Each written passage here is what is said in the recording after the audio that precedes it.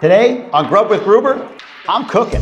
Today I'm in Terra's Kitchen, a local cooking school for kids. I'm hanging out with my friend Kathleen Pagán, the founder of Endlessly Elated, and now a local chef and lifestyle brand. We got into our deep discussion about her move to the Dominican Republic, why she made it, where she chose to live, what her next plans are, and how she's building her business virtually to be able to do it from anywhere in the world. She's got me cooking Sofrito, and I'm gonna enjoy some Moro pork, and I'm gonna rate it all right here on Grub with Gruber. Be sure to check out Endlessly Elated, as well as Terra's Kitchen. And before you do, we're gonna start with dessert. A new tradition I'm starting right here on Grub with Gruber on YouTube. I want you all to do it too. Go out, start with dessert, drop a hashtag, tag me. But let's dive into the discussion. I want to cut into this. All right, so let's start do with it. Flan. What's the best way? Okay, Like right let's across use the middle? this one.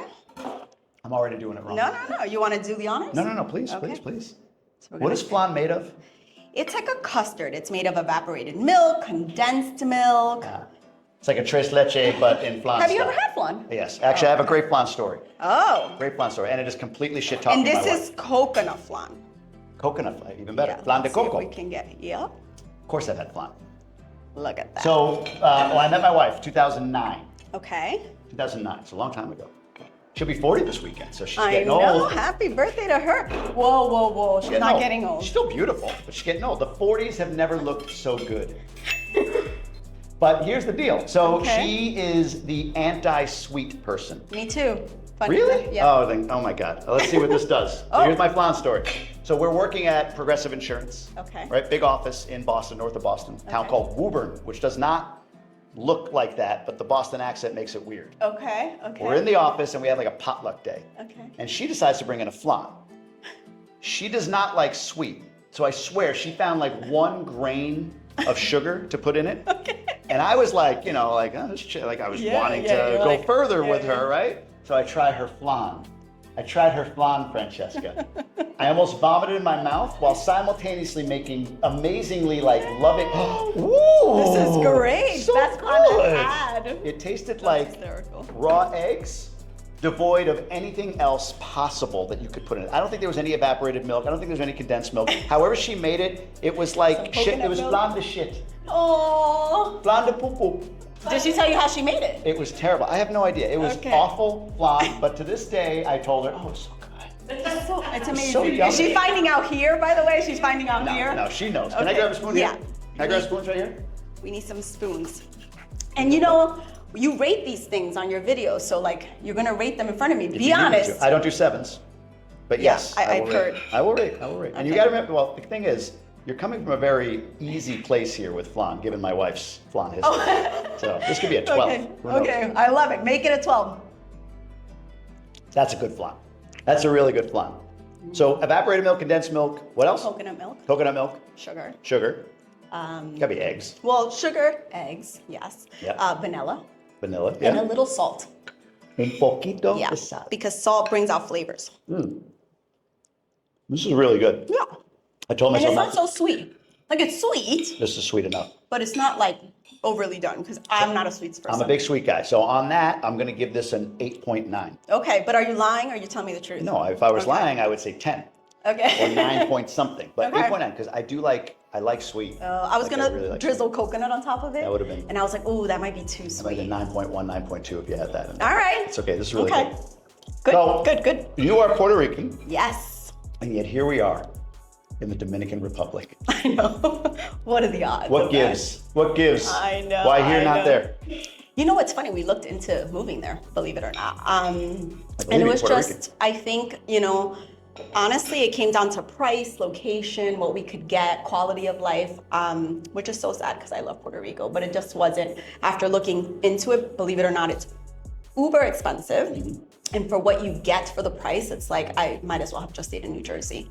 So we decided, okay, let's look at Dominican Republic. We found this amazing man called Jamie Gruber on YouTube. I swear to God, you can On ask YouTube? Al. Yeah, Oh, cool. on That was YouTube. early YouTube. It was I like not on that. Instagram, it was Yeah. on YouTube. Wow.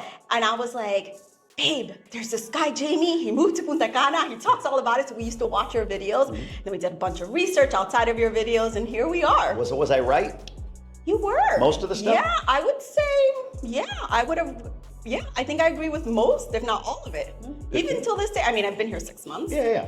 But I think so. What's been the biggest challenge in that 6 months? I think getting things done here, which you talked about in a video. Yeah. We went to we just got our bank account, 6 months. Yeah. We just got a bank account. Over a year before we got ours. 4 or 5 months ago. And one of my husband's family members is like a big wig at a bank here. So we're like, oh, we got this. Like, no, that didn't help at all. It took forever to get stuff here, but I would say that. Yeah, family members that are your inside are not the helpful ones, I've learned. No. It's non-family members that are your inside that can be helpful. Like your family members inside make it harder. Yeah. That's what I've learned. He didn't make it harder. He just, it didn't prioritize it, right? There was your nothing family. to there was nothing to That's what I mean by hard. We weren't, he's in Santo Domingo, he's not here, so he's like, we can call someone over there, and it just didn't work out. They informalize the formality, right? They informalize it, and it's like, oh, it's just my cousin, my primo, whatever, right? So no big deal. Yeah. And it's really, we had that with an aunt, we had that, it's just, I tell my wife, like, no. Even like, but they have that? No. I'd rather just a non-family member connection or whatever. That's good advice, I feel. Was anything harder than you expected or easier than you expected? Was anything harder? No, so here's the thing, to be completely transparent, I'm really good with change. So I think that's a hard question for me to answer because most of the time, change doesn't bother me and doesn't get the best of me. So for me, maybe there were hard things and I just from my perspective, they are what they are and it just is totally fine. So I don't know that I would say anything was hard. I honestly found it pretty easy to get acclimated, to live here. I love it. It's great. And no kids right now, right? No you kids. And the husband. Yeah. So me and the husband. A big challenge people say they have is for me, parents at school, easy to meet people. Yeah. How have you met people? So we had friends, Pablo actually, who you interviewed. Who connected us, Yeah, exactly. We had friends, and it's funny because when we told him we were gonna move, he's like, "You're not moving down here. That's not true. Everybody tells me we're gonna move here. Nobody moves here." I'm like, "We're coming. I'm telling you." So that's been really good because he's kind of been the connector. Because we don't have kids, so it's not like we meet parents or Go ahead, I'm listening. That became a 9.1. People. Yes. I can taste it in my mouth right now. As I have only 2 bites. So I think meeting people has been through them, friends of friends, neighbors. We've met a bunch of people in our building. And then networking, doing stuff like this always helps. This for me has been my experience. You can eat, I'm going to do this slowly so you can eat.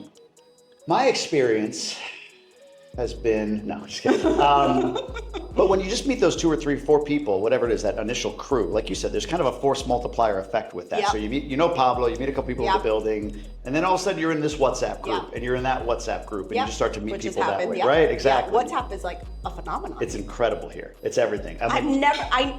Real thing, had never even downloaded WhatsApp till I got here. You don't need it in the United States. I'm like, people use WhatsApp? For everything. That was the first thing I said. I'm like, what do you mean? Why? Why can't we just text people? We're going to, what's the restaurant I said? Drago tonight. So you have to reserve to get into Cap Cana. Yeah. So I have to WhatsApp them. WhatsApp is everything, right? WhatsApp exactly. is how you interact with business. Doctors, have you gone to a doctor here yet? No, but my husband has, and he WhatsApps. Yeah. The doctor WhatsApps with you. It's crazy. Right? Is there HIPAA laws? Is that a thing here? Your info and data is out there. I'll just text them my entire medical history. No big deal, So but you went all in. You sold everything in the States. Everything. And moved down here. So you came with what? 2 suitcases? I came, I think it's hard for people to believe that. I really did. We came down with 2 huge ones, but it was 2 suitcases. Yeah. I don't own so much as a knife right now. Wow. Besides the clothes on my back, I have nothing else. And you grew up in New York. I did. I grew up in New York. Washington Heights specifically. Washington Heights. Yeah. Your first language was Spanish. Yes. So where did English come in? I don't remember. I was so young. Yeah. That I definitely was Spanish because my parents mainly spoke Spanish in the household. And then they put me in school, and I was born in New York, so they put me in school, and the rest is history. I do remember struggling though. I remember kindergarten, first grade, and maybe I don't necessarily remember, but my mom used to tell me that I would cry and I don't understand these people, what are they saying, that kind of thing. But then, I don't know, for a second, I kind of picked it up, and kids are resilient, right? So we rolled with the punches, and I do not remember learning English. Now it's even worse, because now sometimes my Spanish, and when my mom was alive, she'd be like, your Spanish is horrible. You need to stop. You need to talk better Spanish, blah, blah, blah. I'm like, I don't know. I can't make anyone happy. It's like, you know, I forget my English sometimes, I forget Spanish. Yeah. Give me an idea of upbringing. Tough? Well off? What was early life like? You know, it's funny. I think point of view is everything. I grew up in a house like with 2 parents, loving home, so I didn't need for anything, right? From my perspective as a little kid, I had all the things I needed. I had school clothes, all the things. But looking now, my 42-year-old self looking back, it's like it was pretty humble beginnings. I mean, my dad was an accountant. So he had a good job, but you know, my mom was like a stay-at-home wife. We lived in a very tiny, we're gonna call it a 2-bedroom apartment, but I don't even know if it's considered a 2-bedroom apartment in Washington Heights, you know, and we made ends meet and, you know, paid the bills. Well, not we, my parents paid the bills, and we kind of, you know, and then we moved to New Jersey. And I remember moving to New Jersey and thinking like, whoa, something big must have happened with my dad's job. Like, we get to live in a house, you know? Like, this is insane. But the reality of it was like a small townhouse, like attached house.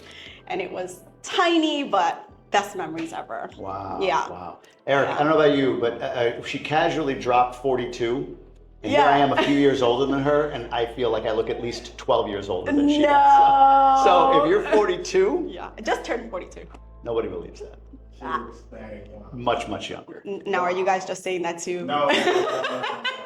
42. Wow, good for you. Oh, thank you, thank you. It's the gift of that It's the Latina, Caribbean. right? It's the Caribbean. You know? It's the Caribbean. I love it. So, once you graduated college, all of that stuff, you Yeah. entered the corporate world, correct? What did you do in corporate? I studied finance in school.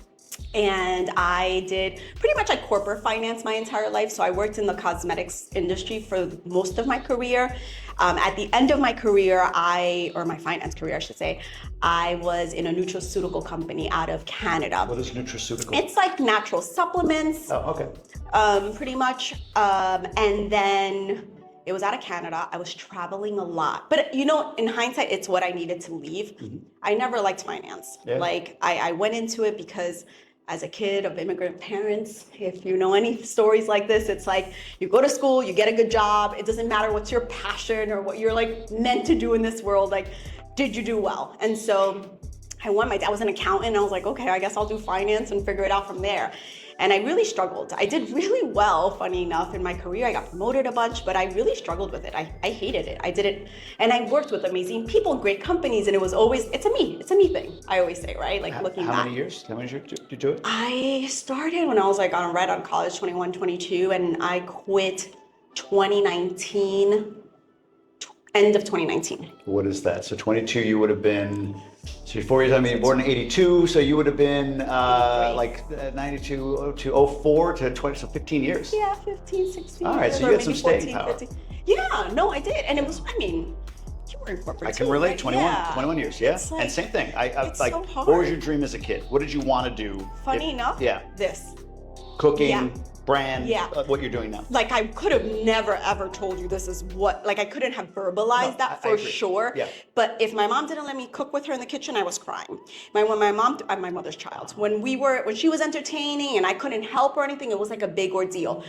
Rearranging my room, like I talk about this, I was 8, 9 years old, rearranging my room constantly, driving my parents crazy. I would make my dad come and like move the furniture around.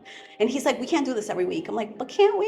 Really? So like looking back at that, it's like, people ask me all the time, like, how do you know like what your passion was? And I tell them like, go back to that 8, 9-year-old kid. What did you like? What were your interests in? Because you see it with kids. Yeah. And you're like, that's what you should be doing I agree. versus whatever else like society's And telling I love you what to you do. said about the medium, like the vehicle. The vehicle might change, and maybe it's a timing thing, Yeah. who knows? But I always wanted to be a sportscaster.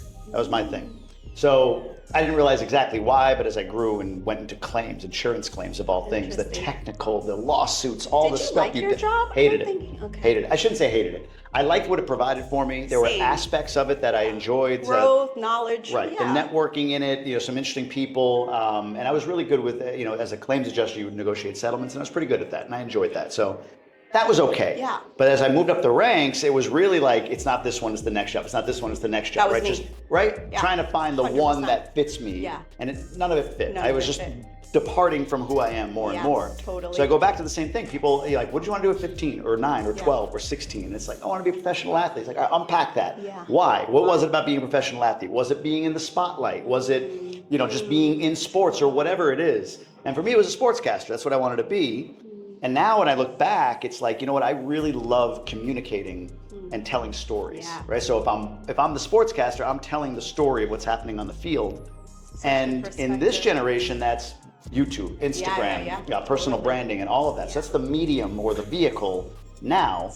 It wasn't then, right? I wouldn't have known, like, I'm going to be a YouTuber or something like that. At my dad would have been like, yeah, okay. Right, yeah. Sure. It wasn't even around, right? Yeah, There was no around, exactly. But it is amazing how you do sort of depart from your true desires when you're in your like late single digits, early double digit life at 10, 12, 15, 14, something like that. And then some of us find our way back. What was a moment, like a catalyzing moment that made you realize? It may not have been when you quit, but maybe just like that little shift, that little spark. Yeah, I think it was when my dad passed away. I think that was the first. So both my parents This is have 2012. passed. So this is 7 years before you quit. This is a long time before you actually. Yeah, leave. and that just goes to show you, people, like, again, I get questions about this stuff all the time, like, oh, but how did you quit? It's like, it took me 7 years. Right. It wasn't, I didn't wake up one day and was like, I'm doing this and I'm out. Like, I walked around with my resignation letter in my purse for years. I would like update it with the boss's name, or like, because it was like other company. It was insane. But I think when he passed, both my parents have passed, and both of them unfortunately died very young. My dad was expected, he had a muscle disease, and so it was a long time coming and deterioration. It was really bad. But I think when he passed, it was my first moment in my life that I was just like, shit, like, life is short. What am I doing? Like, I hate my job, because I did. Again, knowledge, growth, good people, network, I mean, all that without a doubt. But I just didn't wake up every day thinking, I'm gonna jump out of bed and I'm gonna go do this thing, It was horrible. So I think that was it for me. And I started that journey, I want to say maybe 2 weeks after he passed. I was sitting in an apartment, my husband and I, we're sitting there, and I was like, I'm gonna register a company. And he was like, what? I'm like, yeah, and I'm just gonna figure it out. He's like, okay, I didn't quit. And I saved a bunch, and I, didn't make hard choices to like quit, but then little by little, What was it that you started, the company you started? What was it? It was Endlessly Elated. Funny enough, it was, and the reason I named it Endlessly Elated was because I was like, I want to be like literally forever happy. Like, I want to be in the pursuit of just finding happiness in whatever I do, because if I'm gonna die when I'm 62, then I want to be able to look back and go, wow, like, I really lived like a fulfilled life. And that means something to everybody. For me, it was just finding this passion and this way of like getting up in the morning and being motivated and excited about my day, versus like dreading the commutes and like sitting in the train crying about, why do I have to go to work? So I just kind of, step by step, little by little, I did it, and I saved a bunch of money and made choices like not going on vacations and, not shopping to quit. And then I quit. So 2 weeks after your dad passes, you start this company, Endlessly Elated, which you run to this day. Yeah. It was a wedding planning company though at first. At the time? Yeah. All right, and you morphed into, I realized maybe design. 2 weeks after I opened it. Like, I had 2 clients, great clients, but again, it was like, I could immediately tell. That's the one thing with corporate that it taught me. I was like, oh, this isn't for me. Like, I was able to quickly like jump, and I remember my husband being like, but you've just started this. Like, and I was like, no, I'm telling you, this is not it. And I thought it's because I love to entertain, I love to design. So designing weddings, like, the whole party aspect of it and having like guests, I was like, oh, that must be it.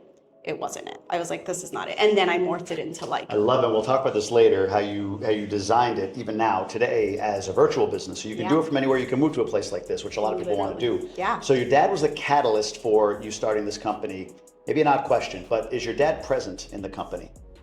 He's not, no. Do you know what I mean? In what sense? In terms of how you designed it, is there anything that where you're referencing your dad, or you're thinking about the fact that he passed early? Is any of that in the formation or the growth of your company an ongoing catalyst? Yeah, I just think in the name. I think he passed, and I often wondered. Not wondered. My dad wanted to be an attorney, and his parents didn't want to pay for law school. And so he was forced to become an accountant. And so I think that whole like pursuit of happiness, that whole thing, it was like, he didn't even get to do what he wanted. Like, did he have a fulfilled life? And I never asked him that. And I'm sure he would have said yes, because he had me, he had my mom, like, we were his life. But the reality of it, he used to tell us all the time, the reality of it is like, you know, there's more to life than just, you know, who you marry and your children, right? Like, you have to, like, you know, you wake up every day and go to work, and like, what does that feel like? So I think that's probably one of the only ways, if not the only way, that he's kind of present in the company. But the actual company is all my mom. My mom, for sure. I'm my mother's child. That's oh all, yeah. Her like, I energy, think her if she, vibe. if she would have had it her way, she probably would have done something just like this. When did she pass? She just passed. Recently? Yeah, she passed early 2023. Wow, okay. Yeah. What did she do for a living, or So was she she was stay at a home? teacher. She was a teacher, but when she moved to the States, certifications, all that kind of goes away. So she ended up being a stay-at-home mom, and then kind of picked up a job in the school system as like a cafeteria manager for pretty long time. Like, we kind of grew up, and then she kind of went back to work. She was like home, like, what am I going to do now? I have a sister. And so once we were both like in school and stuff, she was like, okay, let me go do something. Sure.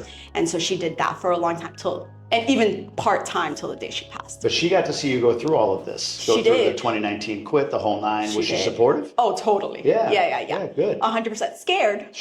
Scared. Parents are. She would tell me all the time, are you sure? Do you have money? She literally called me out of nowhere. Do you have money? I'm like, what? She's like, I don't know. How are you going to pay your bills? I'm like, Mom, you raised a responsible child. Trust me, I'm not quitting if I don't have money to pay my mortgage. Yeah. Like, you know? I'm blessed to have both parents still. They're in their mid-70s. And my father, when I quit, and probably once a month still to this day, it's been 4 years, right? Yeah. Doing all right? Doing all right? You know, with this Long Island, Brooklyn accent or whatever. I love it. Everything good? Got enough money? Like, yeah, I'm fine. Dad. We're good. We're okay. Good. We're doing yeah, all right. exactly. I could never, even if it was like, I'm sure you've had these moments as a business owner where it's like nothing's going away, but you just hit this like this skid. Oh yeah. This like period of time where it's like, nothing's working. So it's like you're seeing more diminish in the account. There's enough there, but like you start to get nervous, right? Yeah. So I would never even share that with him when that happens. Oh, I don't think I've ever shared that with my parents. My dad wasn't around, but right, with your mom, right? Because they would lose their mind. Yeah, it's just but that's the difference. You know, when you get comfortable with that, it's not like replenish every other week. Yeah. It's not hit. It's here's a big pop. Yeah. And then amazing. you might live off of that for a little while, right? It's what I do. Right? It's what I do. I'd be lying to you if that's not what I do. Right. We all do. I think most of us do. I do try to structure like an amount every month that I take, like just as like a monthly distribution. I try to structure that like as a minimum. I don't take something certain, but then I rely on the big pops that come out throughout the year. You know. Yeah. But I always say, when I had my job, there were like 40 really good days a year, and it was like my 26 paydays. Okay. 10 days a year I would take off just for me, right? But like, were you on call? Like no. Oh, you were able to take off and be. See, I couldn't. I had like a work phone, and vacation didn't exist for me. No. So you were able to disconnect. It's pretty high up. Yeah, I could kind of do what I had to do when I had to do it. Right. Yeah. But and honestly, I had a lot of flexibility in the job. It wasn't a bad gig. No flexibility. Yeah. I mean, but the 10 days off, I take more than 10 days off a year, but like a lot of them were like, oh, kids this, doctor's appointment, so, gotta go here, right? Like, Yeah, like I have to go to this wedding. But like for me, so 10 days, so 26 paydays, 10 days, that's 36. And then there were 4 money days. There was your raise day, which wasn't great. Like your bonus day, your stock award day, and your stock vesting day, right? Those are my 40 good days a year, right? But 325 days a year, I was miserable, just unfulfilled and miserable. And now it's the opposite. Same. I have 40 days a year where I'm terrified. So grateful. As an entrepreneur, I don't sleep.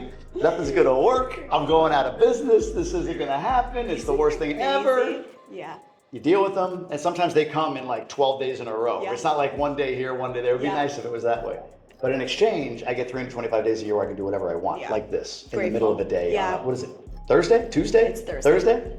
And that's the other one is Sundays. I remember when I quit. The scaries. The Sunday, Sunday right? scaries. They just went away. Yeah. Right? I never knew Sundays could Mondays feel like are a my nice favorite day now. I'm like, how does this happen? Let's go, right? kids are in school, like, I can what? get stuff done. Yeah, because that was never the case. Sunday around 2 p.m. is when I would start. Like lunchtime would finish and then I'd start like rehearsing my to-do list, my emails, and like, again, I had a work phone, so like checking my work phone, making sure. At one point I worked with international, I worked at a cosmetics company, but it was a global company and all my clients, I have to call them that, were international. And so I used to get, emails 4 in the morning. And I would wake up in the middle of the night, like, and check I'm like, oh my God, I don't have to do that. I don't have to do that anymore. But you're right. Entrepreneurship is the hardest thing I've ever done. It is the most humbling. It will tell you the most about yourself. You're like, I'm shit on some days. Like, I'm not worth this. This doesn't work for me. I'm not doing anything right. And then there's those amazing days that you're like, oh. I told you about these BOI things. What is it? Business owner or something thing that the IRS or whomever requires. I woke up in the middle of the night last night, like, did we file? Did we file? Because it was due the 13th. It's the 16th. Holy crap, did we file? We didn't. But my accountant's like, it's delayed. I'm like, oh, God. Especially with taxes. Tax stuff, like for me, I'm like, my poor accountant, I call him at least once, like, everything's fine, right? Like, we did everything, and did I miss something? I'm like... See, I avoid it. I just like, kind of like, I put it all together, I give it to them, and I just do, Bougie, come on, baby. Did I put enough aside? Did I put enough aside? The slot machine, you're like, okay, jackpot. Truly. I even overpaid a penalty. And they's like, no, it was like 12 grand. Oh my They gosh. paid it back, so I don't care. I'm just like, whatever you need. Whatever the IRS needs, I just pay it. I read it wrong. They're like, yeah, well, you overpaid us by $12,000. I'm like, oh, okay. Thank you. Thank you. Credit me. So nice little bonus day. Insane. And some people are gonna be like, how could you? Like, it's just. No, I understand. It's that. different. I get it. When your paycheck is drawing it out, when it's just like taking more care structured of. Oh my and God. You get those like the deductions. Like I used to claim zero, right? So I'm like, I'm never going to really owe at the end of the year. Everything's fine. Now it's like but the good thing with finance is since I was in finance, so like I am pretty organized with all my things, but it's still like nerve-wracking. He's like, not me. I'm anti-organized. I'm less organized. My poor wife, and she doesn't want to do it either. She's not organized. So we're like two of the same in that regard. So my husband's. We've done all right. Nothing's happened yet, but we no, I shouldn't say yet. Nothing has happened. Nothing will. We have a good accountant. We're all good here. We're all good, but that stuff is stressful. Yeah, taxes, payroll, employees, the whole nine is just a pain. But again, in exchange, I get to do what I want, when I want, how I want. I can live wherever I want, right? Yeah, which is, I mean, huge. You can't beat it. Huge. I'll take the stress, to be honest. 100%. I will. Yeah. It's just you have to get used to it. Yeah, you do. And it is a big like shock. Yeah. I remember waking up like on day one going, okay, now what? Like, what am I doing? Like, I have a business, but what does this mean? Like, I have $0. Was the business cash flowing at that point? No. Was it making anything? Had it made anything? No, it had. Yeah. So since 2012, once I like converted it out of like wedding planning world, I had a blog before blogging felt like a thing. I mean, it was already around, but it was pretty early on. And so I would get brand partnerships and I would do that stuff. So I monetized it for sure. I did YouTube a little bit for a while. I monetized that a little bit, but never anywhere near my salary, number one, but nowhere near to even live. Like, that's how little, you know what I mean? I do. Yeah, so. What made you confident to jump? I think my savings and trusting myself. I mean, at the end of the day, there was that. It's like, I was 38, 9-ish, around there, maybe 37, I think. And I was just like, if not now, when? And I don't have children. I can't even imagine what it would have felt like. I probably would have never done it. Honestly, knowing me, I don't know that I would have ever been able to. Yeah. I want to think yes. Now I feel irresponsible. No, I think that's freaking amazing. I think there's people that are meant to be entrepreneurs. Yeah. And I think that if you did it, especially like I feel like that's what you were meant to do. My husband's like you. Like, he's like a risk taker. He's like, I'm not. So for me, it would have been really hard if I had little ones. But you had a couple of things. When people ask, like, when you quit, it's an assumption that it was like, oh, I was making just as much and I just simply stepped from here with my, at the time, 400 grand a year over to here. And I had 400 grand over here too. And it's like, no, like to your point, I had savings. Yep. I always say is it three things? So I had some money saved. Okay. I had a proof of concept, meaning like you. Yeah. I didn't make a lot, But I made something But from what this. were you doing? At the time, I was investing in real estate. That doesn't pay you Okay. up front. Like people believe that like, oh, you bought these apartments or whatever. Like all the money goes into rehabs and getting the place up to speed. And eventually you cash flow. And the big event is when you sell or refinance, right? Like you take it from $1 million to $1.5 million, you refinance and take out $200,000-300,000 in equity. That happens every 4 or 5 years, right? Like that's the big event, and then cash flow along the way. But I had started a membership community, an online membership community for aspiring entrepreneurs like me, and it was starting to do something, but it made nothing. It made nothing. I had a little cash flow from my real estate. I had the savings, and then the third part is to me just a belief. So I proved that, okay, this thing has value. This membership community has value because people are paying for it. If I focus all my energy here, what could it be? What could it do? Right? And it's done fine. So it sounds like it's the same for you. Yeah, pretty You focused much. all your energy there and it's gone.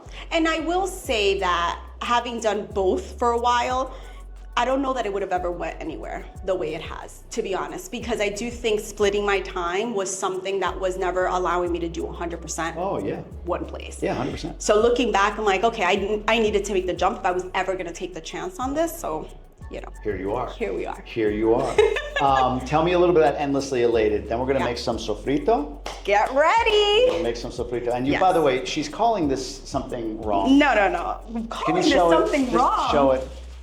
She's saying the wrong words for this. Can you see that? Arroz con gandules, people. It's not arroz. If the Puerto Rican makes it. Moro. No. If the Puerto Rican makes it. That's and this moro. is my mom's recipes. Before she goes, well, no, it's the color. Moro's different color. It is different. It's darker. You're telling me That's that moro. el moro, it tastes different. How does it taste? It's rice with You'll taste. gandules. The same guandule, yeah. Okay, no, for real, you're telling me that your moro is this color? This is No, really it's like darker. PRDR It battle. depends the beans that you use. If you use like black beans, your rice is gonna be different. No, color. el moro de gandules. O de guandules, como te digo. Oh, what did you You say? can put some color. Moro de gandules. She said I'm telling you. Have you tried guandules con coco? I have, and it's so delicious. It's so good. I married a Dominican, so I am very aware. I get it, but you're calling it the wrong thing. Yeah. You're leading, I'm guessing, the food portion of the home, correct? I am. So he's using Puerto Rican terms? He's not. As a Dominican? What would he call this? He would call it arroz con gandules. Yeah. If his mom made it, he would have said moro. I believe you corrupted him. That is clearly moro. It is. It has sofrito in know. it. She's going to show me how to make this in a minute. But tell me about Endlessly Elated as it is today. I love this concept. I love how you've designed it. Oh, thank you. Yeah, so I pretty much was like, okay, I'm gonna do everything I love and I'm gonna take a chance on myself. And so what were those things? It was really like based on the home. And truthfully, it's a lifestyle brand, right? Based on this idea of like intentional living. And so that goes from everything you cook to how like you create your space at home, how you design, when people come over, how you host them, entertain them. Very a la Martha Stewart, as I like to say. I think it's the easiest way to like describe it because people know her and they're like, oh, that's what you do? Got it. Sure. Say no more, you know? But yeah, I love it. Yeah. What are the services? So in terms of the home, like creating spaces, it's interior design. So I do interior design for clients. Currently, I'm looking also to do it with brands. I think that that's a nice like opportunity.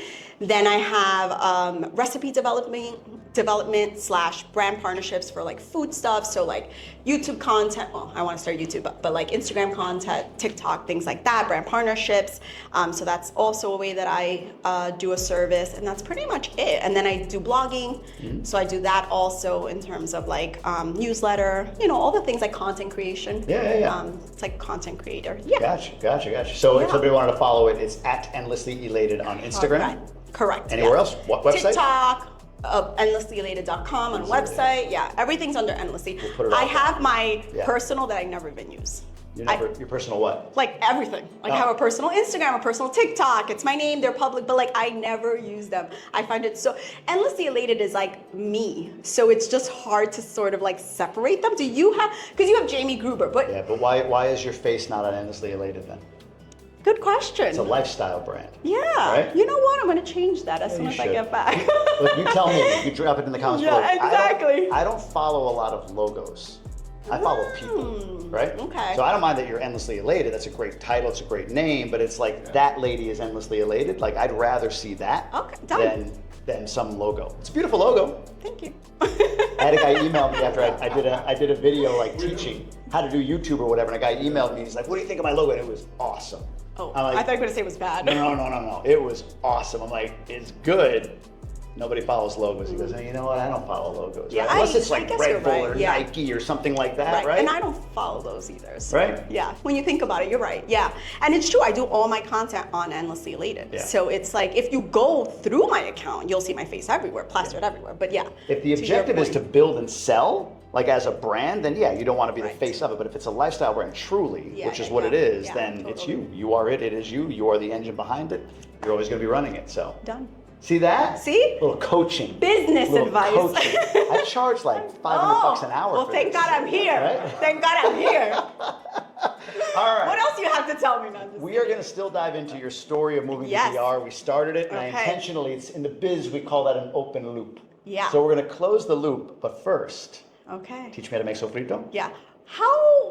What's your like knowledge in the kitchen from a 1 to 10? So if you ever, I'm really good, like, what are those things called? It's like a yellow, I can make it really well. But we don't know the name of it. Yeah, Cheerios. So you pour them in a bowl. You put milk. Okay. That, or Okay. if you had like a pan here with a steak. Okay. You can do a mean steak. Just a steak, yeah. Okay. Salt. No pepper? No. Okay, just salt. Just salt. Okay. So this stuff, like, of course I've cut stuff. Yeah. This soapy stuff here we'll eat. I know it goes in there. My wife loves cilantro. She loves cilantro. So you're one of those people that thinks it tastes like Tide or something? Apparently it's like it's like a 14% genetic thing. Yeah. It's like a real thing. I don't get it. So it does taste like soap to you? To me, a little bit, yeah. But not in the food. No. Like if I Just eat like- it, or if it's like too present. Like a garnish. Yeah, like in there where it's like blended in, you blend it. No, but I can taste a soapy taste with That's cilantro. amazing. That's crazy. Yeah, and So- I'm obsessed with cilantro. I might have to try it. I did see on TikTok a way to open this. Oh, let's see. We'll see, we'll try it. Okay, We'll try it. But all tell right. me what to do. Let's move stuff out of the way. Let's do it. Okay. I'm gonna move this over here. Oh, Yeah. we need these from Terra's Oh, Kitchen. yes. Fancy Fancy aprons. I came in here once and there was like I'm 20 sweating. kids cooking. Oh, She thank does you. cooking. I know, I do. She does cooking classes in here, and there's all these kids in here cooking and doing all this stuff. It's pretty cool. So, Yeah. in fact, we should get her in here quick. Francesca, come in, say hi. Come Say hi. Let everybody see you. Let everybody see you. Look Come, at her. come, Like, come, "Look come, at come." her. There she is. Why is it Terra's Kitchen? Well, Terra's Kitchen is actually a name in Italian. Terra means tierra in Spanish. And it's also like the last words of my last name. It's Papa Terra. Papa Terra, yeah. But my last name is called like Papa de la Tierra. So I actually wanted to do a business that reminds me about my family and how I grew up in the kitchen. Yeah. So it was actually my mom and my dad that showed me how to cook since I was 6 years old. It was very cool because I was like a little child. You sound similar. Yeah. I had to set up in a wooden box that my dad made for the house, and he showed us how to cook. So the first thing I learned how to cook was pasta. So I don't know, I wanted to merge my company with my family. I don't know what the things that History. yes, like the history of my family. My grandmother used to cook. My bisabuela used to cook. Everybody used to cook. My mom, she loved to cook. She doesn't love to cook. No? As She's mom a hides very back good- there. She's a very good cook. Like we used to wait for like 5 or 6 hours to eat on a Saturday and Sunday. So like we had just a little snack, and then like our lunch, it was our dinner, but it was actually our It's lunch. supposed to be lunch. Gotcha. love it. So it was And fun. you do classes. Are you teaching like sushi this weekend? Yes, that Saturday we're gonna do a sushi class for kids. So it's gonna be for kids up from 6 years old. 6 and older. I always do 6 up because it was the age that I started cooking. Yeah. So I think that anyone can cook. I used to teach for 3 years old, but it was a little bit Hard. It was a little bit hard To but get it their was fun. attention, I'm It was sure. fun. It was fun. It was fun. You just have to do things easier for them. But it was fun. She cooks for our kids at school, so she told, does, yeah, which she is told me. amazing. Like our kids are spoiled, Yeah. so spoiled because she's amazing. Yeah. And then somebody hired you. I forget who it was, but a friend of ours hired her to cater like a birthday party. Like a birthday. Yeah, she did it again. I mean, twice. this was not a birthday party. No. Like not the it was a catering. thing. Charcuterie boards Yeah, and yeah, like it's a thing, high-end it's a thing. meats, and I it was love like, it. my God, it was amazing. Yeah, it was tons of food and everybody was eating a lot. It was fun. It was actually fun doing this experience in that house because I like to get out of my kitchen as well. I like to go around and do things. So it was amazing. It was a very good experience. Thanks I for love letting it. us do this today. Thank you. Thank I know, thank you. Here we go. All right. Thank you. I Vamos. would love to taste everything you're gonna do. Yeah. There's You will. We got and it. there's flan somewhere over there. You guys can have some. Do you have a paper towel we can grab? Or a towel? Oh, right here. Right here. And we also need this. I'm gonna wipe up some of this here. Some of the, Or I like it. knock your water over. Or do I move it over here? No, we're gonna move it here Move because it you'll here? chop, right? Yeah, Okay. whatever you need. Too bad if I cut myself. Okay, let's not cut yourself.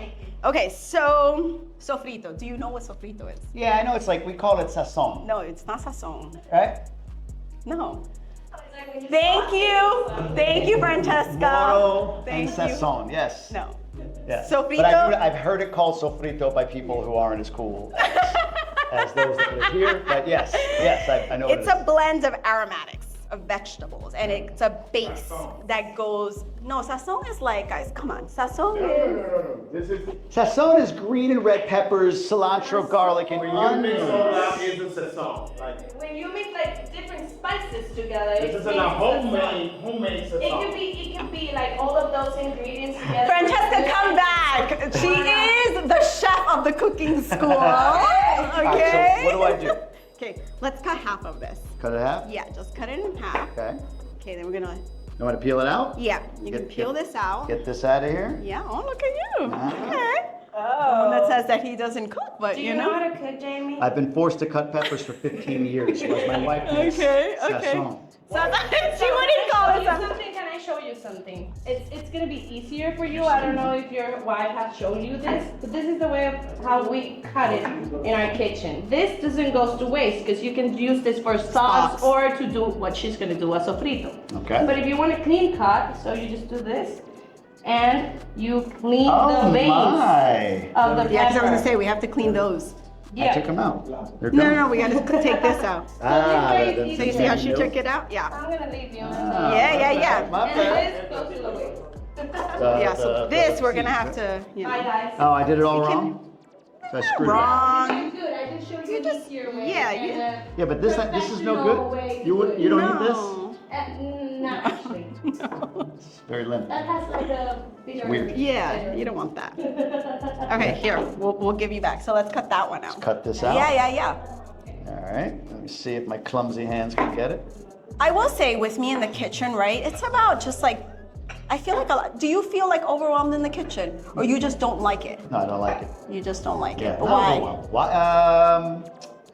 I don't have a good reason. It's so I feel like I like to do things that I really like, Okay. and this just isn't one of them. Okay. Does that make fair. sense? Yeah. It's just like it's not There's like some oh I don't kitchen like bad. that I'm like, yeah. It's just more like The reason why I ask, I feel like most people don't cook because they don't like, they get overwhelmed.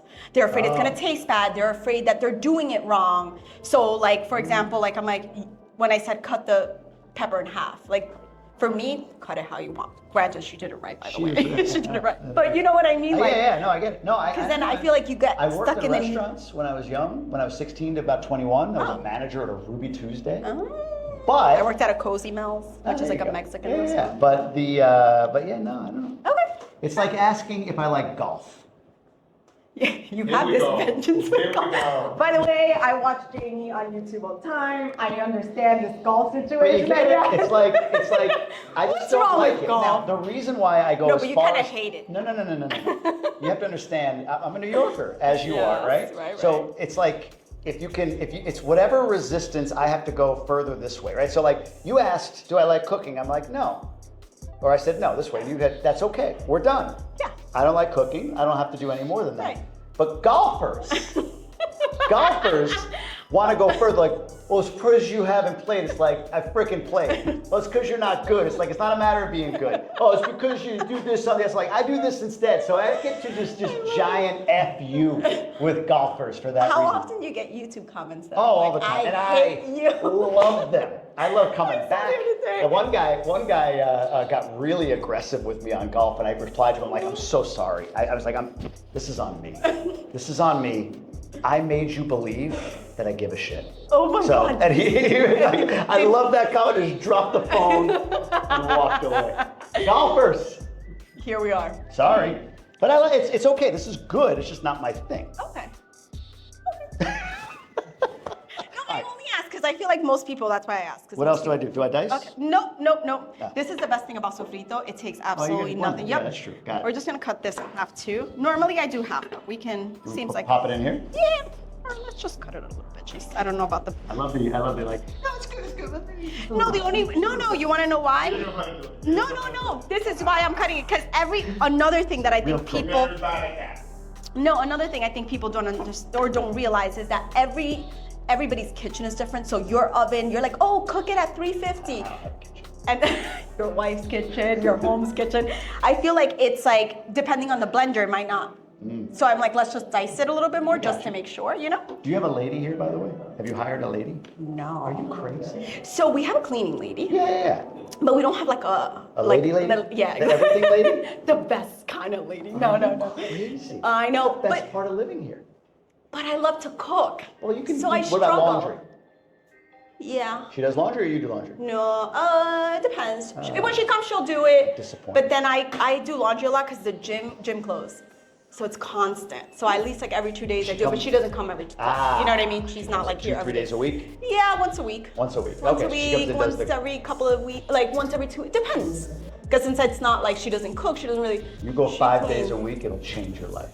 Oh, I'm sure. And then I'll get used to it and I'll be sitting on my butt doing nothing all day. Your business will thrive. Yeah. You'll have more time to do that. That is true. I do get distracted at home. Like I'll be like, oh, why It's should you made do me this? so stinking efficient. Yeah. It's unbelievable. Yeah. Unbelievable. Today, I'll just tell you today, Yeah. I wrote my whole newsletter today. I usually don't do it all on the same day that I'm releasing it, but I got Okay. behind in the week. Did my whole newsletter today, got a YouTube video out, had 3 phone calls, and we're doing this at 2 o'clock in the afternoon. And I went to the gym and brought my kids to get blood for their physical. You know why? The lady.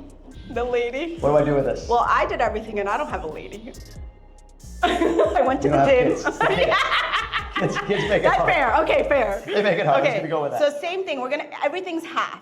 How do right? I cut So this to be half? Like this? how do you want to cut it? I would just chop it right here. Then chop it right But there. what would you do? The other way. You go this Yeah, way? yeah. This way? Yeah. No, That's how I would do it. How would you do it? like that. Okay. Yeah. It's man stuff. Thank you, Eric. My man But how do you representation get? over there. Sure. But now you got to cut the root in you. Well, why didn't you just say that? This is what I would told you. do. I would go like this, Yeah. right? And That's then I would exactly- just peel the top off. Exactly. Huge And then let's Huge that's shot, Jamie. that's hard. Let's chop it up a little bit so we can put it in there. You're amazing. Thank you, Eric. Yeah. Thank you, Eric. Says the guy behind the camera. This is what I would do. Yeah, Right this here. is perfect. That's exactly what you should have done. Now put it in there. Look at that. Okay. So are you? Oh, a no, gar- hold on, this one. Oh, You're that's supposed right. to- Is this on TikTok that you saw this? Yeah. I don't want to damage anything though. But Okay, it's no, supposed to it doesn't be- matter. You're gonna just use a couple of cloves. It's supposed to be. Wait a minute. I got to think of. Oh, only a couple. Yeah. I don't know if I want to do it then. It was Just like do it was like it. you bang it, Okay. right? You bang it and then you cut it, maybe. Okay. You have to hit it first. Don't cut it. I don't remember. And they like fell out. It was amazing. It was amazing, but I don't remember. Anyway, so we're just gonna pull a couple of these out. Yep. All right, Are so- you a garlic person? Yeah, of course. Okay. I am too. So I usually do 2 to 3 garlic cloves 2 to that 3? we're gonna put in there. Do you- So do we you gotta peel them. these? Yeah. Okay, good. You I was gotta gonna- peel them, make cut sure. the tops off. It's Hit more it like with the little knife. ends. First, Jimmy. Huh? Hit it Yeah. with the knife. Oh. Hit it. No. Hit it. Huh? Like this. And then it pops it open. You see, and it's easy to peel. There we go. I did not know that. Oh, See look at that? Learn something. So go ahead. I think the onions hit me. Sorry. So just throw these in, or you chop these little No, pieces you off? gotta chop. Yeah. And this one. Yeah. Toss There you these go. in. Yep. Just 2? Yeah, let's do one more right now. Yeah. So what did you do here? You went like this Yeah. and pounded it? Hit it hard, yeah. Well, we're not working out. We're not. Hey. Yeah, it works. It's It out. works. Yeah. Sure. She's It's looking, fine. It's gonna blend anyway. she's looking to see if I put the skin in there. Yeah. Okay, good. So there's all right. And now I'm gonna tell you, you're gonna do The soap. a handful of cilantro. What does that sound like to you? A handful. By the way, I am my mother's child because I would call my mom and I'm like, Mom, I need the recipe for X. And she'd start by like a little bit of this, a little bit. Like, Mom, that's not measurements. Like, I need measurements, like half a My teaspoon. wife doesn't measure anything. But now I'm doing that to you. Yeah. A handful of cilantro. Okay, let's see if you're like my wife. This is a handful. Yeah. About this much. Sure. Watch, I'll show you. Now, Yeah. do stems or top or? Yeah, no, we're gonna cut them off, but you pick your handful first. So you want me to like cut what I think is a handful? Sure. Okay.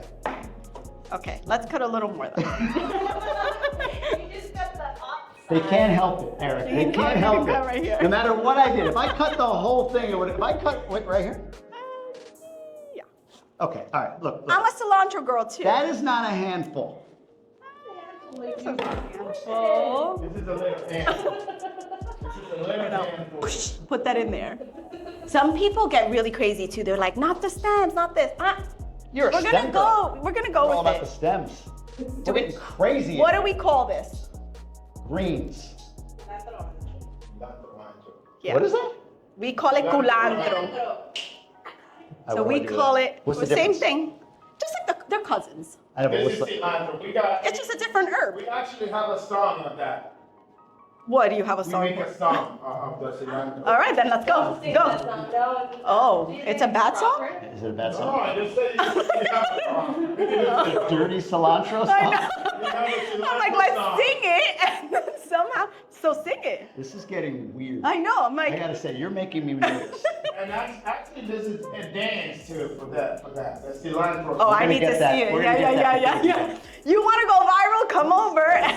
I don't know. We can't show Is that really a thing? That might be getting me shadow banned. It's a very you old see song, that? but it's not.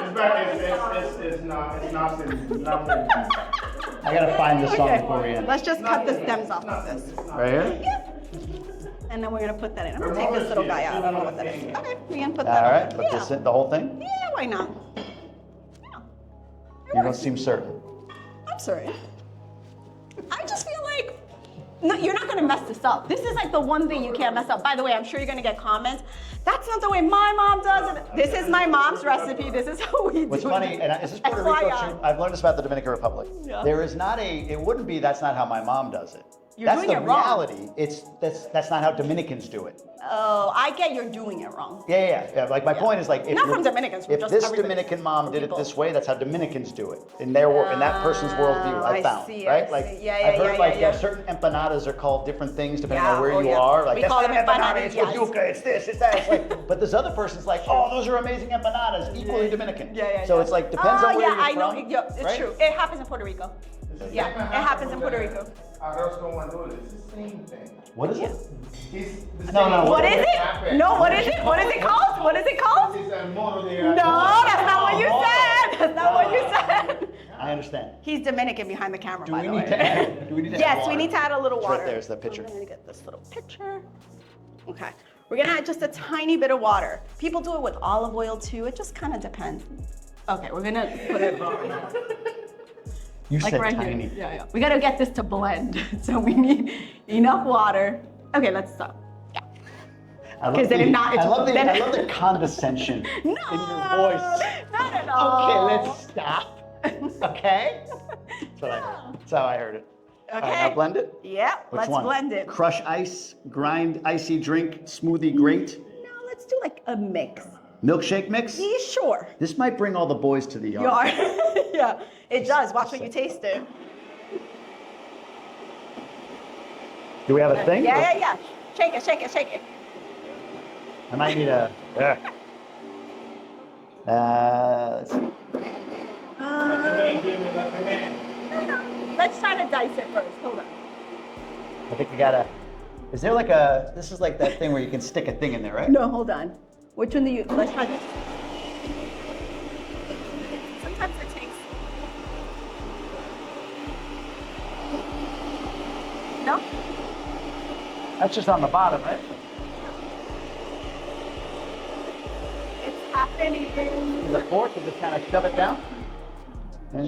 All I don't think this is gonna be a best idea. I'm not gonna turn it on. I'm just trying to shove it down. Let me see. No, it's gonna. Oh, look at you.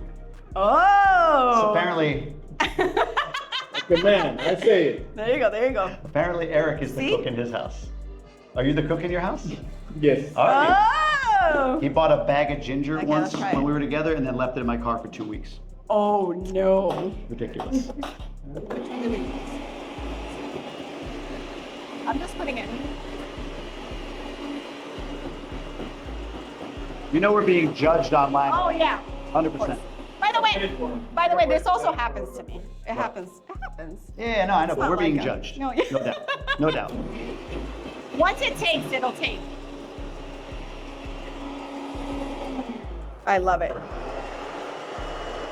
Be careful.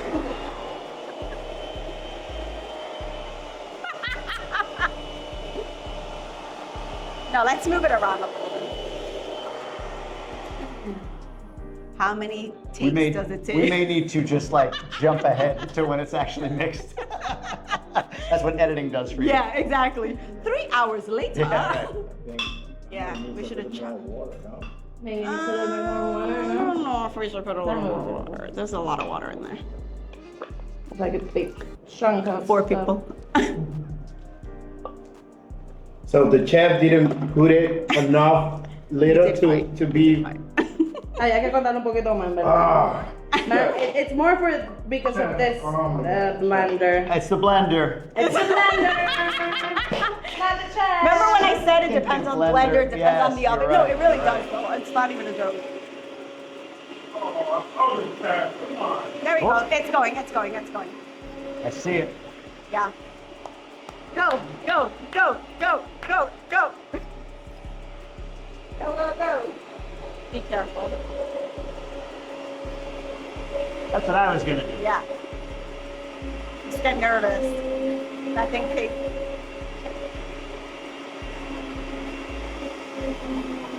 Now shake it.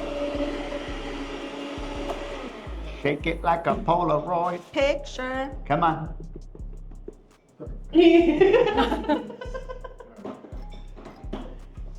There you go.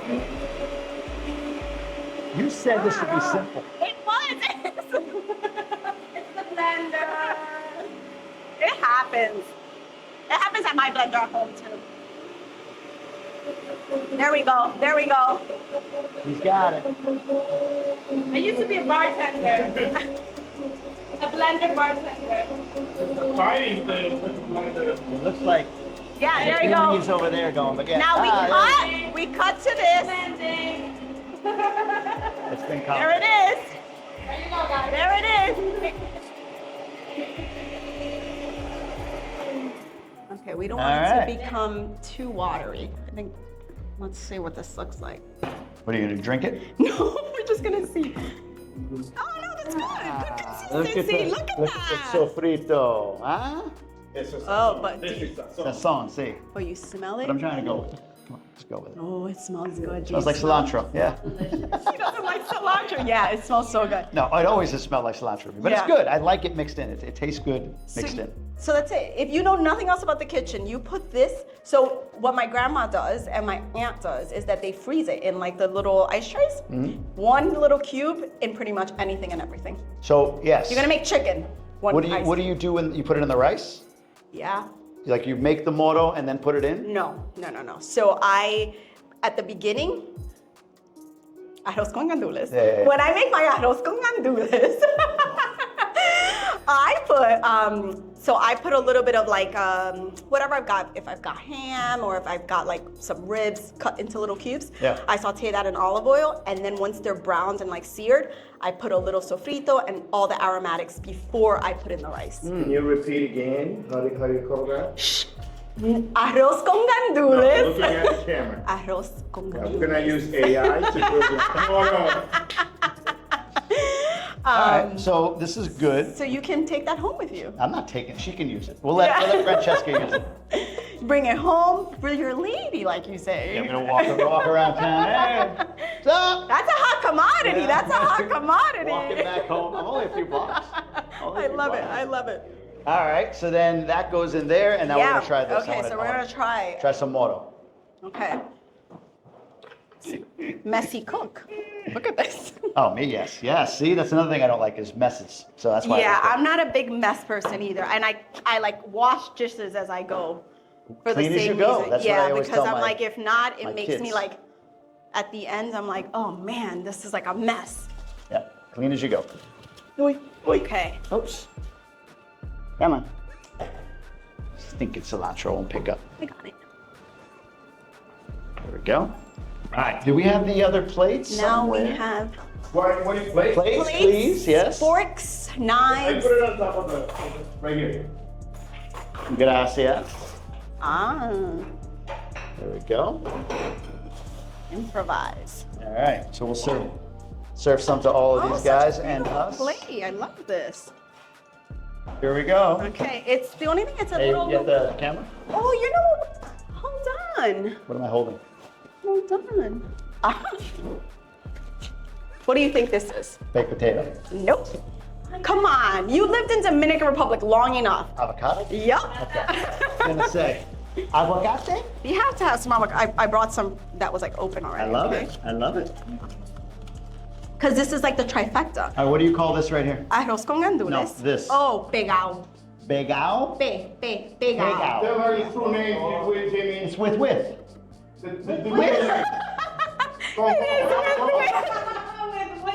I was like, with? You translate that? Yeah, it is. I What's it mean, called? in fairness, yeah. In fairness to you, it is. With. Give some with to Eric. Eric, you Okay. like with? Yeah, I tried Nice one. with. I don't like with. Piece of meat. Yeah.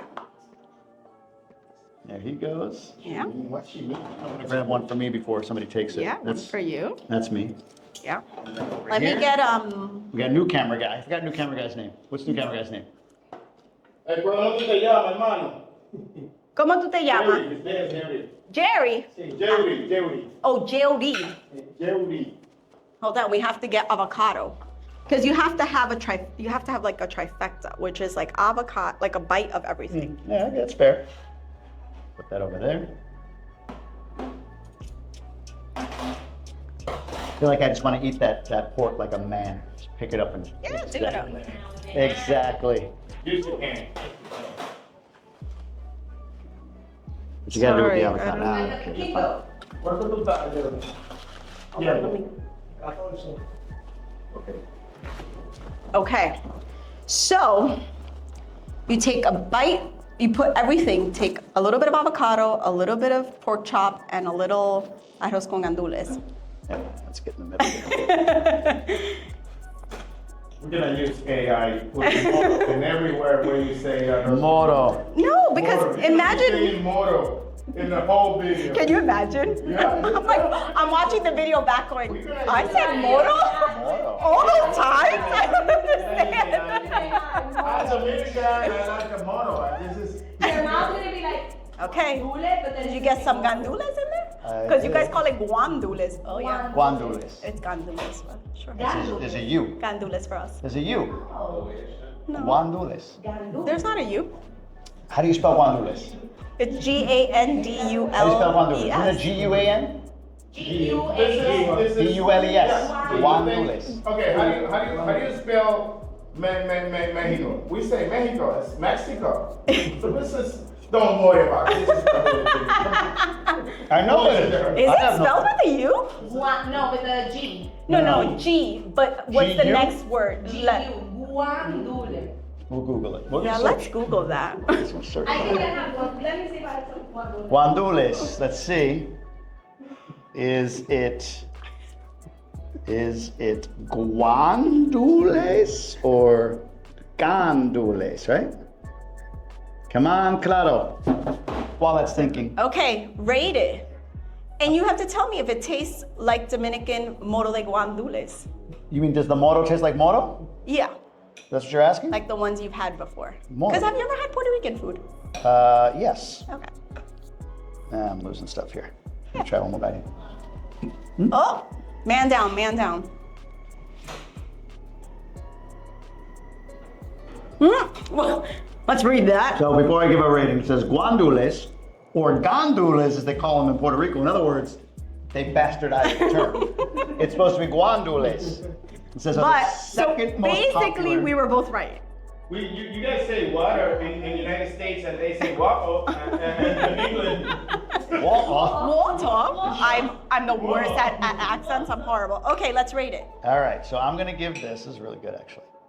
Is this part of the? Yeah. Oh, you put that in the model? Yeah, I put it in the motor. Gotcha. Yeah, a little, just to see, the fat from the ribs gives it a nice little taste. The model's really good. The model? The real model. That's Yeah. just the model. The model that you made, this model? Yeah. It's really good. Arroz con gandules. Model. And the pork chop. I could eat 2 plates of that, so it's gotta be a 9.5. It's gotta be a 9.5. It's You so good. heard it here. And I You know, heard it and look, here. and to be honest with you, That's a very good model. this is like, this was cooked earlier, right? So this is not like right now, Yeah. and I'd eat this entire plate plus another one. And that was not staged or prompted. Wow. Really good. Good? I wanna keep eating. There you go. Oh my God. That makes me really happy. I bet she used Dominican sazon and sofrito. I made that sofrito, one in You here. put those some Dominican sofrito. Just like how I made it there, or just like how Jamie made it. Now you can, I don't want you it. want to come rate it? He's gonna give me a 5. Get a rating. No, I don't mind. I'm just gonna hold it. No, you hold it. Wow, that's good. Very good, very Okay, good. worthy of a cookbook? Yes. Is that Okay. what you're doing? I am. I'm trying. When does it come out? I don't have a literary agent yet, so it's being shopped around as we speak. But it's written. It's the proposal. So the way it works is you do a cookbook proposal or a book proposal of any sort, and then you shop that around. And then once you get your literary agent / publisher, then you write the whole cookbook. Interesting. They'll give you like an advance. They do the all, like traditional publishing. I could go the route of What's the just- name? Endlessly Elated Cooking? I know, but I can't say. And the only reason is Oh, you because can't say? I cannot say. Yeah. Talk about one thing. I wish I could though. It's such a good name. Is it? It really is such a. I mean, I think it's a great name. I guess we'll wait and see, but it is. So I'll tell you off camera. All right, Yeah, let's yeah, go yeah. back Okay. to the fact that you're in the land of Moro, Yeah. not in the land of guandules, whatever you call this thing. Can't do this. Unbelievable. I love it. Anyway, let's go back to that because Okay. obviously you saw the light and Yeah. decided this was a better place. You said cost of living, this, that, and the other. What precipitated the desire to move anyway? Like, why move at all from New York or New Jersey? Yeah. So Al and I, my husband and I, have been talking about it for a really long time, about just moving. We looked at California, we looked at Florida. I think we were seeking a warmer climate. We looked at Europe, we looked at Portugal for a little bit. That was a pretty big contender before Dominican Republic. But it was always just talk, honestly. It was like, we would come up with a million excuses on why we couldn't do it when push came to shove. And then I think when my mom passed, I think that was the catalyst. It was like that jolt of reality again, like, you're doing it again. You keep waiting for these things. If this is really what you want to do, what do you wait? Nothing is really holding you back. Just get to it. And we did. I mean, we literally, my mom passed away February 2023. Obviously 2023 was a whirlwind, so we'll call that a wash. And then in 2024, we started really looking into it. And August 1st, 2024, You made the move. I landed on Dominican Republic soil, and I have not looked back since. Wow. What was the final decision maker for here? You said you looked a lot of different places, warm Yeah. weather, there's a lot of different, Yeah. Portugal's amazing, Puerto Yeah. Rico's great, right? But like, Yeah. what was it here that made you say, like, this is the spot? Yeah, I think a lot of people don't talk about this enough. It's like the wellness about Dominican Republic as a whole. And what I mean by that is just like, we, I think here take for granted perhaps like all the fresh foods, all the local produce, like all the things that in the US, I mean, I had to like seek hard. Like I'm talking about, I had to go to farmers markets. I had to like drive to places to get, I had to buy really expensive like cuts of meat, like in order to like be healthy and organic and like not hormone driven. Like, and here, like that doesn't really exist because it's kind of all It is. organic and local, and it just is what it is. So I think that like in my own wellness journey was like a huge deciding factor, because I was like, if I move somewhere, I want to make sure that like my quality of life, and what I mean by that, like my health, my wellness works. And I think we don't talk about that enough here. I really don't. Like, I think there's everything else. There's the beautiful beaches, the warm climate, there's all of that, of course. But there is something, and perhaps because my world revolves around food, that to me was so important to be able to like soak in all of that like goodness without having to like necessarily worry. I have a funny story for you. This is so embarrassing, but this is like true. Allows me to eat more. So yeah. Let me hear it. So I think it's like week 2 or week 3 of being here. I have no idea, right? Like the American lands in Dominican Republic, just regardless how Puerto Rican I am, right? Like this is the reality. I've lived in America my entire life. So I get here and I go to the butcher at Nacional. And I'm like, listen, I'm looking for, I say it in Spanish too, because I had Googled it, how to say it. Grass-fed beef? Yeah. Can I get grass-fed beef? And the minute it came out of my mouth and the minute I saw his face, I was like, shit, why did I say that? And he's like, where are you from? And I'm like, shit. I'm like, oh, I'm from like the US, I came from Jersey. And he's like, grass-fed beef? He's like, what do they feed your cows in New Jersey? And you know, it's funny, but in that moment I was like, oh my God, I am so used to like American culture being like grass-fed this, you know, non-hormones that. And like here they're like, no, they eat grass. Like that is what they eat. Like, right, yeah. So I don't know where else you're getting your meat, but like, so, you know, it's like so interesting, embarrassing. I walked away like tail between my legs. I'm like, oh, but. You know what I do that's embarrassing is I sometimes don't know the word in Spanish, like when I go to the butcher shop or whatever, and I just say whatever the word is with a Spanish accent. And sometimes I'm right. Yeah, I do that. Sometimes I'm wrong. Yeah. So like I remember like a ribeye, you can just say like ribeye. Kind of get that? But I was looking for flat meat. And you're like flap meat. Flap meat. That's more Italian, I think. I know what it is. But I just had this weird flat meat accent. How do you say flat meat in Spanish? How would you say it? I don't even know. How do you know? say How do you say flat meat in Spanish? Go back to Google. Flat meat. Flap. Flap. No, F-L-A-P. not flat. No como plano. Es como sí, como el filete de res. Yeah, but that's everything. Yeah. Flat meat. Flap meat. The flap is not the churrasco. No. It's different. No, flat meat is flat meat in English. You know, I don't know. Churrasco is not flat. There's churrasco and there's flat meat. They sell it at the grocery store. Yeah, they do sell it. Yeah, I've seen it. Yeah. And they know what, you know, they know, but like depending on where you go, sometimes they're like, wow, who are you talking about? Like this one, that, eso. They're usually pretty good though. They're so nice there. I'm like, okay, thank you so much. Now, Punta Cana specifically, why versus say Santo Domingo, or Cabarete, or Las Terras, or any other part of the island, did you even look? We did not really explore anything else on the island other than to move. I mean, my husband's from here. He was actually born here. Similar, I think, to your wife, right? She was born here, right? And then moved to the States. So same, so same as him. So, and he's from Santo Domingo. And so we visited, I mean, Dominican Republic a million times before we moved. And I think the congestion for me makes me very anxious and nervous. So I never even thought that, going back to like that wellness for me, it was like, I want to be in a more like calm environment. Like living in New York, New Jersey, the tri-state area, it's also like go. It's like, get on train, do this, 30 minutes, blah, blah, you know. So I wanted to feel more at peace, but I still wanted like life. Like I still wanted a little movement. So I didn't think of going to like El Campo either, right? Because that's too remote for me. So I think like for us, it was a nice middle ground. And truth be told, there's a lot of American comfort here, right? So there's also that. There's also like still feeling a little bit like, okay, not a fish completely out of water if we go to like it's the easiest transition. I do these consulting calls, like, you know, it's just something, honestly, that's where I said I get $500 an hour. People are like, how can you charge? I'm like, if you want my time, that's what it is, right? That's the end of it. It's not an hour that you're paying for. It's 2.5 years worth of like going everywhere and checking things out. 100%. So the couples I talk to mostly are Dominican one and American the other. And that's the biggest consideration for the American one. Like, I don't know, like me, I don't have great Spanish, this, that, and the other. Punta Cana's a little expensive, but maybe it's the right move, is it not? And my thing is like easiest, least shock to the system is Punta Cana, no doubt. Yeah, I definitely, I mean, I think I'm a little bit biased too because culturally too, I'm from Puerto Rico and my family, so like the culture is so similar in lots of ways, so I can't like, I don't know that I would have ever been sticker shock, but I do agree. Like there's so many, sometimes I'll go and speak Spanish to people and they're like trying to talk to me in English. I'm like, no, I want to learn. I want to like practice my Spanish. Get my Spanish. Get me to I talk do that with Spanish. waiters. That's how I learned Yeah, Spanish yeah. at restaurants, right? Yeah, and I'm like, you say it in English, but I'm going to say it in Spanish. I've had And agreements for with me, waiters. I'm like, is my Spanish that bad that they're like, let me just talk to her in English because clearly she doesn't know what Do she's they saying. approach you in English automatically though, or do they approach you in Spanish if they don't know you? I think a little bit of both. I get sir. Sir, I'm like, come yeah. on, that's But nothing. We look very different. I know. Okay, like I So could be that's part of like it. a cibao, like a white Yeah, Dominican. yeah. No, yeah. But I get There's right a to lot the that sir. look like you for sure. Yeah. Dominicans come in all colors for sure. But the you chose Bávaro, or for now at least Bávaro, right? Like kind of up in the Yeah, that was my default. your More default. than anything. Is Yeah, it now, was Bávaro, just do you more, call that Cortacito Corrales, or is that Bávaro? more like Los Corrales, I guess. Okay.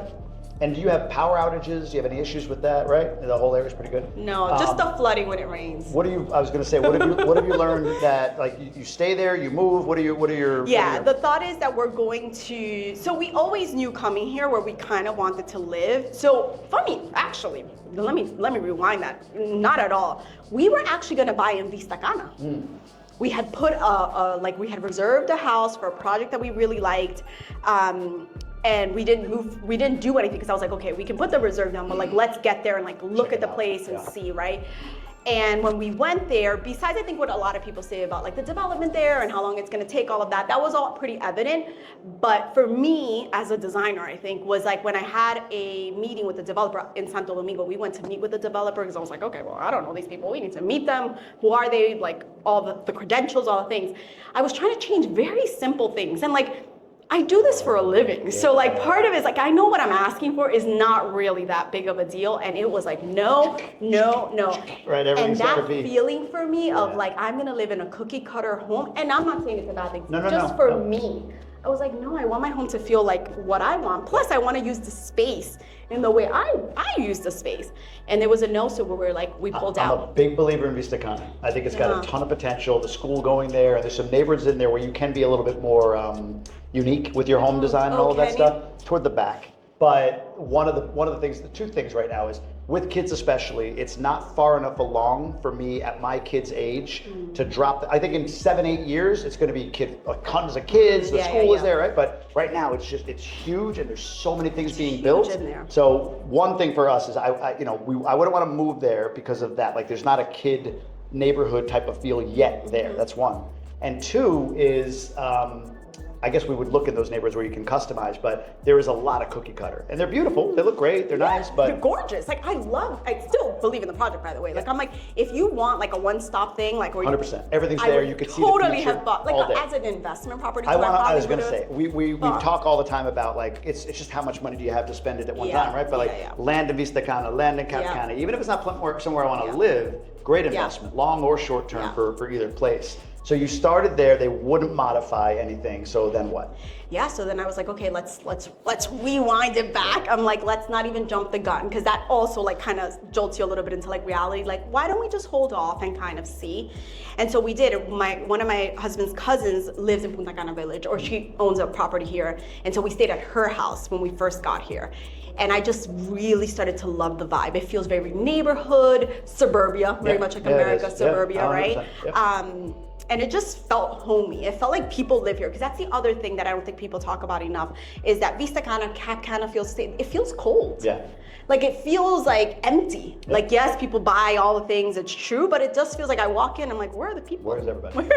Right? Like you have kids, where are the friends that I'm gonna make? Like, you know, so Punta Cana Village to me is the only place that I've seen so far, although I have a question for you, where I've seen so far that makes me feel like I could have neighbors and my neighbors could become my friends, because I had that in New Jersey. Yeah. And I loved it. I really did, and I really enjoyed it. So I think for us, unless something crazy happens, we're looking to buy land in Punta Cana Village, because now from like that first experience, and I'm like, all right, well, if I get to just build my home and I get to do what I want, and like, again, really, because I don't even want a big house. I just want a home where I can like utilize the space in a way that, you know, you've owned a home, you kind of know like, oh, I had a home and I didn't really use that room and I didn't really do that anywhere.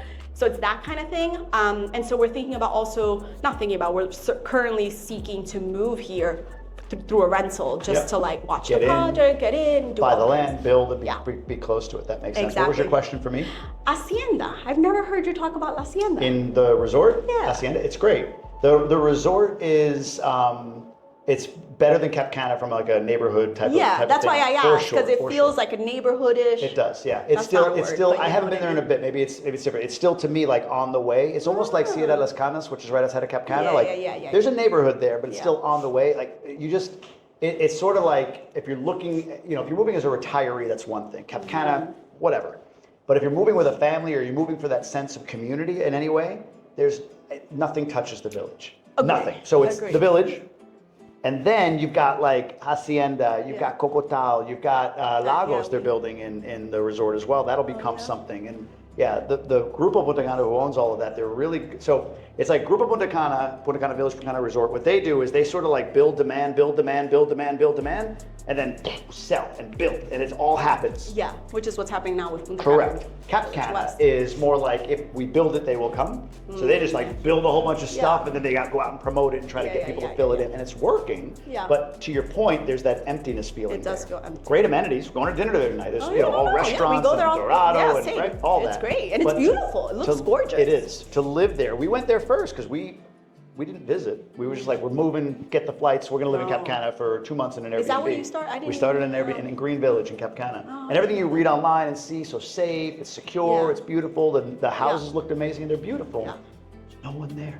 There Yeah. was no one there. It feels empty. It was Yeah. with kids especially. Yeah, it was 'cause like then your kids are like, what do we do? Right, Where we right. go? So we kept coming to the village, like the Galleria, for dinner or whatever. Nacional's the closest grocery store.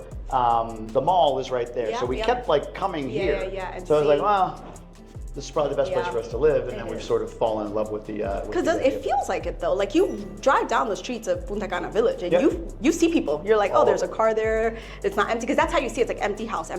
Even though it's like bought, it's Yep. just like Correct. vacation homes. I guess, or 100%. things Yeah, like that. right. Yeah. They're coming from Santo Domingo Yeah, on weekends. yeah, maybe, yeah, or something exactly, like that. yeah. But yeah, that to me is a big play. But no, the resort has a lot of potential. It's a little bit more. I feel like it's a little bit less. What's the word? I don't want to say stuffy. A little more stuffy, but it's a little bit more like. I don't know, proper, buttoned up. You know, it's not quite Yeah, as. I understand what you're I don't want to saying. say Yeah, yeah. gritty because the village isn't gritty, but like. I don't know, like you just see like kids rolling down the street on their bikes, like little gangs of kids running around right here. Yeah. Hacienda is a little bit more upper crust. Yeah. You know what I mean? Yeah. I Oh. can see that. No, I That's agree great. with you. Anything Grupo Punta Cana. People are like, oh, you're getting paid by. I'm like, tell them to send me the check. But yeah, exactly. I was Right, gonna say, like, but call him. Send me the check. Yeah, I don't get a dime from them. I don't want a dime from them Yeah. because then it makes me Yeah, like, it's oh, harder, I yeah. have to talk about them a certain Yeah, way. Like Cap adhere, Cana. Cap yeah. Cana's reached out. Oh, yeah. And it's a great. I don't mind Cap Cana, but I'm going to be honest. Yeah, like I that's don't the see thing. it as a family Yeah. spot. I don't see it as an active, engaging place Yeah. for most of the year in most of the places in Cap Yeah. Cana. But Yeah. great stuff to do in there. Yeah. You know. I haven't been to skate park, but I've been to pretty much a bunch of the restaurants there, and I like it. It's really Skate nice. park's cool. So Bávaro, you're looking at the village. Yep. Long term, you've been here 6 months. Yeah. Was it like, yeah, okay, Yeah. yep, I get it, or is it like, oof, I can see this getting old? Right now, Yeah. I can't see it getting. Yeah, right now, but I don't know if we were off camera or on camera, but I adapt to change really quickly. Sure. So what ends up happening with me is I also get bored. Yeah. You know, like I think my husband and I moved like 13 times or something like that since we started like Yeah. living together. And it's just That's because great. every couple of years I'm like, let's just move somewhere new. And it was like all local, but it was like this town versus this town. And now we've like moved across, to another country. Right. So I'm not like a forever kind of gal, so it's kind of hard for me to say, but for foreseeable future, That's what I say. yeah, absolutely. People are like, you're never leaving. I'm like, I'll never say never. We Yeah, moved never, across, exactly. right? Never But- say never, but maybe. But I mean, I don't see any reason to go anywhere for the Yeah. foreseeable future, to your point. Same. The other thing, have you traveled the rest of the country since moving here? We have. You've gone around so different we, places? Yep, we did Jarabacoa, which I had never been to, and Constanza. Yeah. Beautiful, Beautiful, amazing. And that's kind of, we went to Tracadero. Have you been? No. Tracadero, which was really nice. That's in La Romana? I don't know. Tracadero? No, it's like 40, it's like an hour. What am I thinking? I don't know. It's like a community. I think it's a town too. Don't quote me. Yeah, that's all right. But it's really beautiful up there. If it's up. But yeah, and we've been to Santo Domingo a bunch of times. Sure. Just like that feels like a weekend trip. We've been there since we moved, but nowhere else. That's what Al and I were saying this year, to like maybe every quarter do something like that. We're just, because one of the things in DR that I think is so special is that like everything kind of exists. It's Yeah. like mountains, beach, cold weather, Yeah. warm weather. Like, you're like, shit, you know, it's like crazy to be in the Caribbean and think like this all desert. Yeah. So it's nice to kind of be able to see all that, and it's like in our backyard essentially now. So it's like, why not? So we're thinking about it. Yeah, we're thinking smart. about like going around. The other thing is it's interesting what it unlocks for you as far as like quick weekend trips that aren't yeah. so quick from New York. Like Medellin is an hour and a half flight. I know. Right? Like well, that's a whole that's unlocked a bunch of stuff too, because with Aerojet, like the whole thing, like now it's like they have flights to Brazil, to Peru, direct. Right. So I'm like, wait a second, this has just got Couple really hours good. here, couple hours there. It's like yeah. if you're in New York and you want to go to whatever. A Buffalo Bills game. I'm a big Buffalo Bills fan, right? It's an hour and a half flight out and back. You could do it in a weekend. It's no big deal. It's $200. Right, It's the same sort of thing to go to Colombia or Brazil or I feel like a lot of people Peru here go to or Colombia. Yeah. It's easy. Which is interesting. It's so easy. We did it last year, and it's just an easy flight over. You do your thing. We're there 3-4 days, and then out. It was so simple. So you hear that, Al? Gotta go to Colombia. Gotta go to Colombia. I love it. So good. Yeah, what is next for Endlessly Elated? You're building this business, you're doing the virtual, which I love, the virtual interior designs. Yeah. What's next for it? What are you looking to do? I mean, I'm really looking to do the cookbook. I mean, it's really an homage to my mom's cooking. These are all my mom's recipes, and just like really, you know, doing that in like a beautiful, intentional way. I think it's like needed in the market. So that is like my focus, I think, going into, well, I did it in 2024 and have been now walking into 2025. So hopefully a cookbook one day. Yeah. And just kind of continue to grow the company. I mean, just like any entrepreneur, you got good days, you got bad days, right? But just kind of continuing to expand. I had products. I'm still like debating if I want to bring that, well, they're there, but bringing it back or expanding the line, kind of doing that stuff. But just honestly taking it day by day and trying to figure out my life here, my new life, like with entrepreneurship from here, because that's also a thing, right? I took it for granted. I was over there. It was just, you know, and now kind of like working through all of that. But yeah. I love it. Well, thank you for making Moro. Yes. And helping me make Sofrito. Arroz con gandules. My wife will be thankful as well that now I maybe we'll remember how to make that. So if she ever needs you'll remember. I don't know. What was it, like a pepper? Yeah. There's something else in it. There was like one pepper and like a The soapy cilantro, stuff. right? That's kind of it? Yeah. Easy enough? You missed like 4 or 5 ingredients for sure. And last thing again, where can people learn more about you? Yeah, so at Endlessly Elated on Instagram, TikTok, my website, endlesslyelated.com. Beautiful. Thanks for doing this. Oh my God, thank you so much for having me. Of course. It was a fun time, battles and all. We're good. Thank you. Thank you. Appreciate it. Mwah. Thank you so much. Of course. I'm gonna eat more.